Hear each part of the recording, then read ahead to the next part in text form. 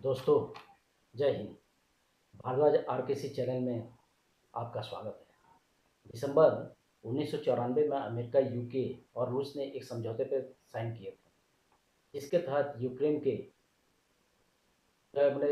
ने दुनिया का तीसरा सबसे बड़ा परमाणु भंडार छोड़ दिया। बदले में यूक्रेन की संप्रभुता और सीमा का सम्मान करने का वादा उसे इन लोगों से मिला था।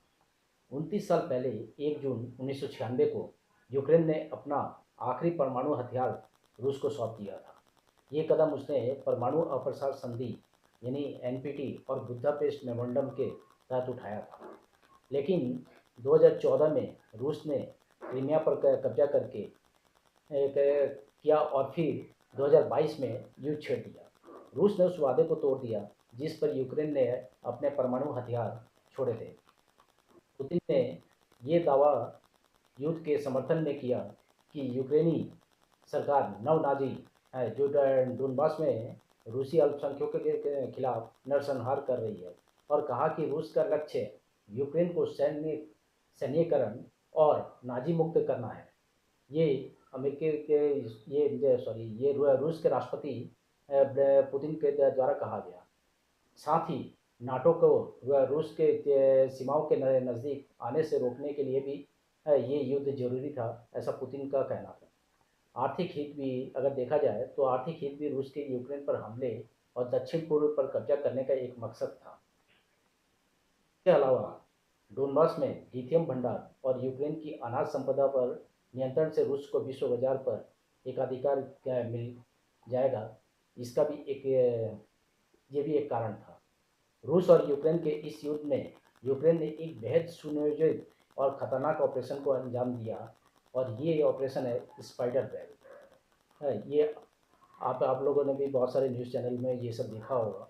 एक्चुअली ये ऑपरेशन रूस के सैन्य बुनियादी ढांचे की कमजोरी को उजागर कर गया। यूक्रेन ने यह साबित कर दिया कि दुश्मन के घर तक पहुंचने की क्षमता भी रखता है। यूक्रेन रूस के मायने में रूस की तुलना में बहुत छोटा देश है। हाँ, लेकिन उसने अपनी ताकत को रूस के सामने, या फिर कहिए रूस की कमजोरी को अपनी ताकत बनाया। ड्रोन हमलों की सटीकता और तैयारियों ने रूस की सुरक्षा क्षमताओं पर भी सवाल खड़े कर दिए। यूक्रेन की सुरक्षा सेवा यानी एसबीयू ने इसे 18 महीनों की तैयारी के बाद अंजाम दिया। रिपोर्ट के अनुसार इस मिशन को राष्ट्रपति जेलेंस्की ने स्वयं मॉनिटर किया, और एसबीयू प्रमुख वासिन वासिल मत्य मत्य मल्युक वासिल मल्युक के नेतृत्व में पूरी टीम ने इसे अंजाम दिया। यूक्रेन के राष्ट्रपति जेलेंस्की के चीफ ऑफ स्टाफ आंद्रेई यरमाक ने ऑपरेशन के दिन टेलीग्राम पर एक मकड़ी का जाला इमोजी पोस्ट किया था, जो कि ऑपरेशन का कोड नेम था। लेकिन उस समय किसी को ये चीज़ समझ नहीं आया था। ये होने के बाद, ऑपरेशन होने के बाद सभी को पता चला कि एक्चुअली उनका ये पोस्ट क्या था।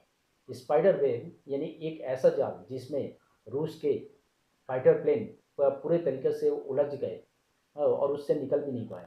एसबीओ ने पहले ड्रोन को लकड़ी के बने छोटे बॉक्सेस में छुपाया, फिर इन बॉक्सेस को ट्रकों पर लाद कर रूसी एयरवेज के पास पहुंचा दिया।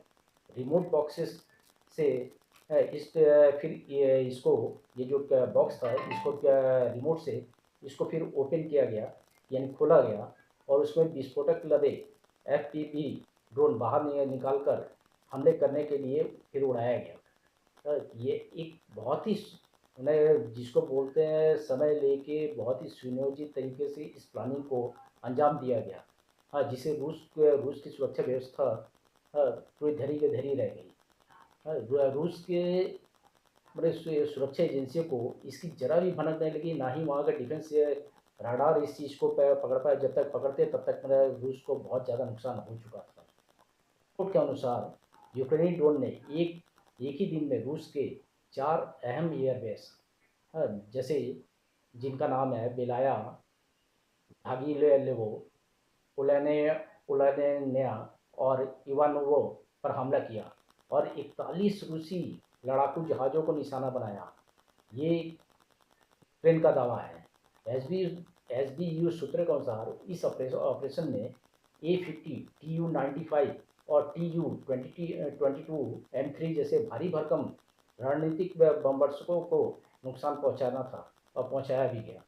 नुकसान का आकलन करीब अगर वैल्यू टर्म्स में अगर करते हैं तो ये करीब 2 अरब अमेरिकी डॉलर से ज़्यादा बताया जा रहा है। बहुत ही ह्यूज अमाउंट में, जिसको बोलते हैं बहुत ही ज़्यादा। क्या वैल्यू टर्म्स में भी जब रूस को यूक्रेन ने नुकसान पहुंचाया है। हमले की पुष्टि वीडियो और सैटेलाइट से हो रही है, जो कि रूसी सोशल मीडिया पर बहुत ही वायरल है।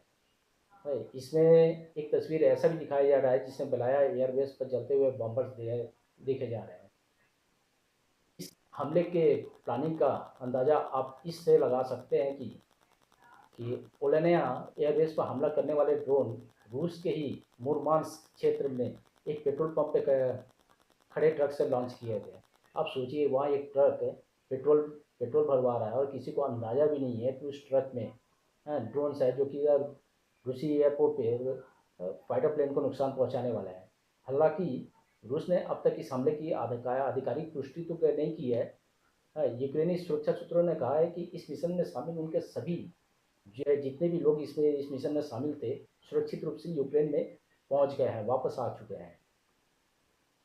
यूक्रेन की सुरक्षा एजेंसी एसबीयू ने टेलीग्राम पर बताया कि उनके एजेंटों ने क्रीमियाई पुल, इसके अलावा अभी जो दूसरी खबर जो आ रही है कि क्रीमियाई पुल, यानी जिसे के क्रेच ब्रिज भी कहा जाता है, कि सड़क और रेलवे वाले हिस्सों को सहारा देने वाले खंभों और में विस्फोटक लगाए गए।